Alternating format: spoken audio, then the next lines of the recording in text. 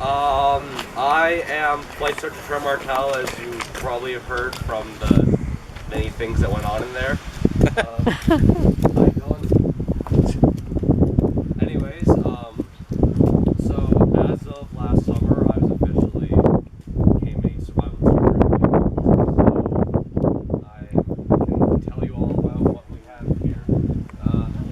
What we have here is a very mock-up, small version of what a survival kind of shelter place would look like. So the first thing, obviously, you're going to notice is the shelter. What we have here is an A-frame shelter, which is made by taking a really long stick, getting it down the middle, and then we'll take smaller sticks, which we use as supports, and put them on either side. The lengths of each stick, gets smaller as it goes down, so we kind of have like a best way to put it. It's so you can, sleep in it nicely, fit your whole body in there. Can you fit in there? Maybe.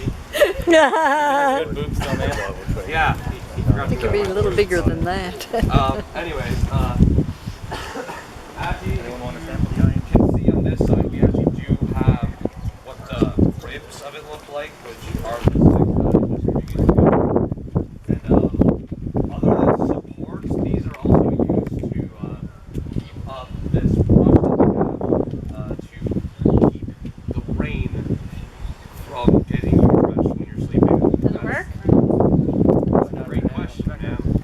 Considering that it rained last night and we had this thing set up all overnight, it's pretty wet. So Save you a little. this is a very like bare bones version of it. If you were to actually try and make one, you're gonna pile a lot of this stuff on. I remember when I took the survival course, and I had a very small, dull knife.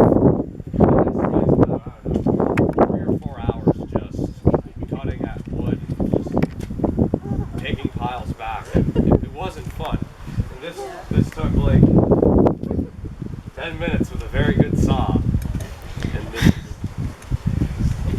very bare bones. Another thing you'll notice is actually one of the first times we actually did this for our survival displays, we made this little fire pit. What you're going to want to do is you're going to take a bunch of rocks and just make a firewall is what it's called, so that way you can put it in there, and if there's any grassy area or something, if the sparks of the fire get out and light your house on fire, that's bad for your health. So yeah.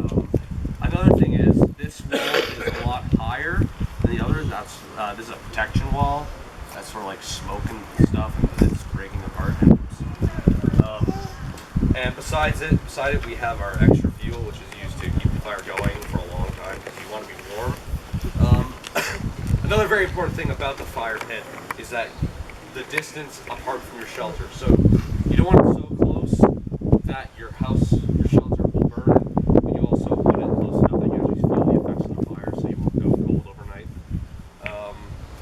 We weren't allowed to build fires on our solos, so it's very cold, damp, and sad. So, yeah. Explain the survival instructor meal plan. Oh, okay. So on the morning of our solos, we were woken up at around 5:30.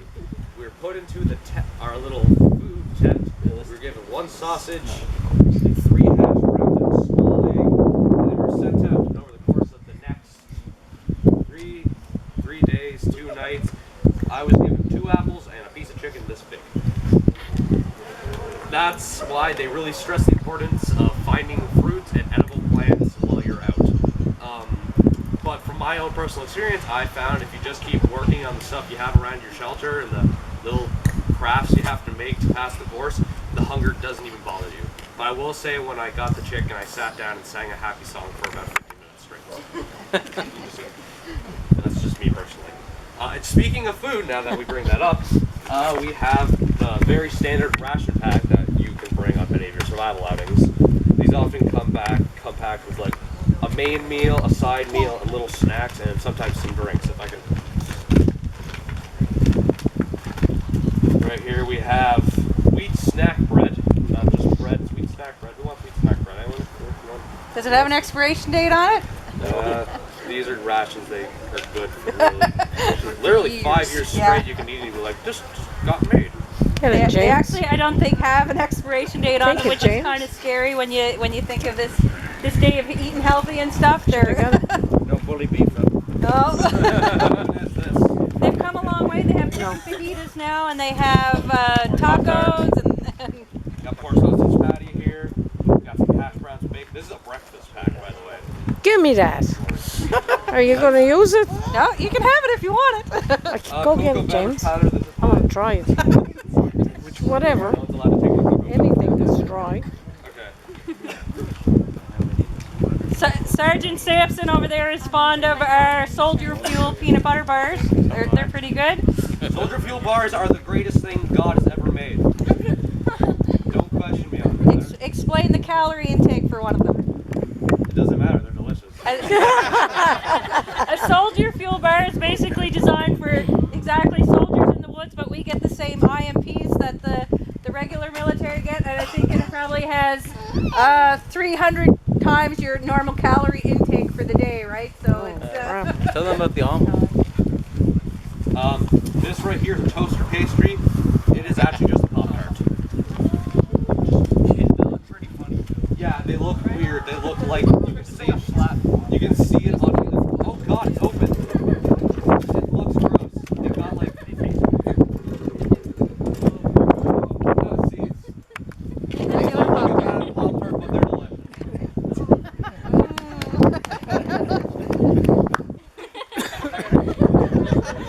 you can't spit it out in front of people. Swallow it. Swallow it. Let's put you. So, Flight Sergeant Martel, what's the easiest shelter you could build in the woods? If you were lacking in this wonderful A-frame, and what would be the easiest one to build?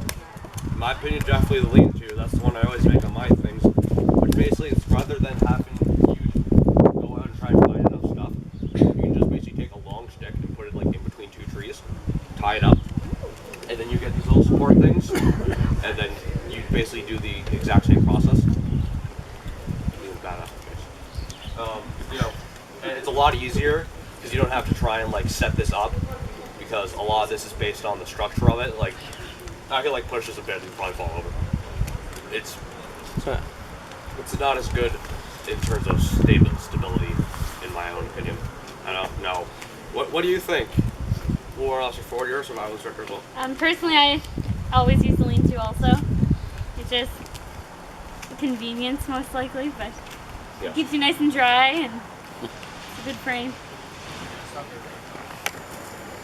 What are some of the worst things about being in the woods? If you're like your 7 enemies of survival, and all the cadets should know these because we drill it into their head at least twice a year when we're doing our outings. We didn't get to do a physical outing this year. The first time it was during the hurricane in October, so we did an outing inside the church hall.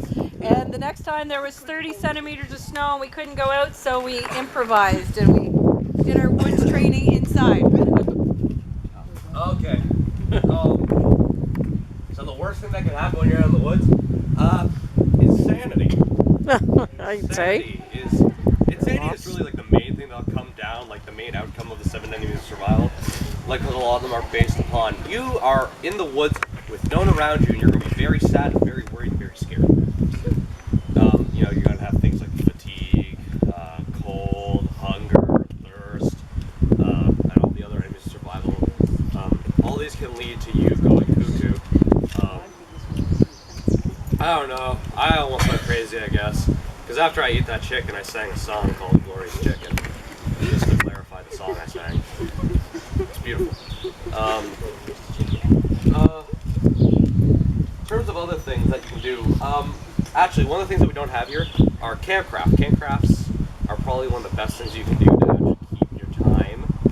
What they are is just little things you can make in the woods. Like, my first year at duos, I made a lazy boy out of a bunch of logs. I made a basketball hoop and got a ball made of leaves, you know, and one of my personal favorite things I do is that every year when I go out, I'll take a stick and I'll carve in around the branch the number of, what number this is of how many times I've been out in the woods.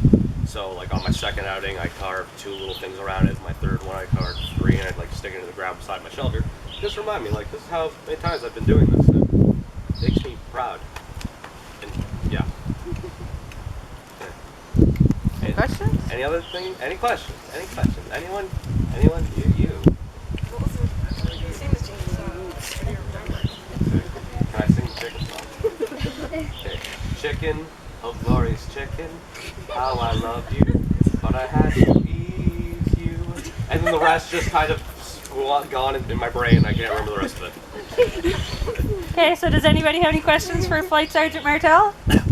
How do you start the fires with no matches if you haven't? Anyways, one of the things that you can do is, we're actually taught different methods. There's like the one where you just kind of like get 2 rocks and you start like trying to get the spark out of them, but that one is very like, take a long time, and it's not really very recommended in my opinion. Which is the easiest way? The easiest way would have to be one where you have a very obscure thing. You have to have what's it called?